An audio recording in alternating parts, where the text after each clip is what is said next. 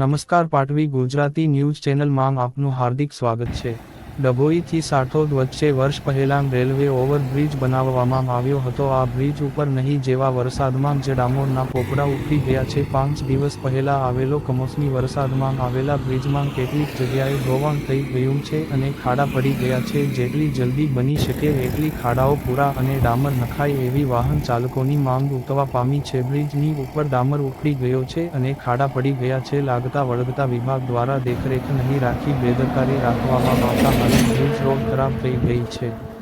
જાણવા મળતી વિગત અનુસારના ડભોઈથી સાઠોડ જવાના રોડ ઉપર સ્ટેચ્યુ ઓફ યુનિટી જવા માટે ટ્રેનની લાઇન નવીન નાખવામાં આવી હતી। ટ્રાફિકની સમસ્યા દૂર કરવા 1 વર્ષ પહેલા રેલવે ઓવરબ્રિજ બનાવવામાં આવ્યો હતો, પરંતુ લાગતા વળગતા વિભાગ દ્વારા આ ઓવરબ્રિજની દેખરેખ નહીં રાખવાને કારણે બેદરકારી રાખતા ઓવરબ્રિજ ઉપર નહીં જેવા વરસાદમાં જ ડામર નીકળી ગયો છે। ખાડા પડી ગયા છે, જેને લઈને વાહન ચાલકોને અવરજવર કરવામાં તકલીફો પડી રહી છે અને પંચર પડે તેવા બનાવો પણ બની રહ્યા છે। વહેલી તકે લાગતા વખતે અધિકારીઓ ખાડા પુરાય અને ડામર નાખવામાં આવે એવી માંગ ઉઠવા પામી છે।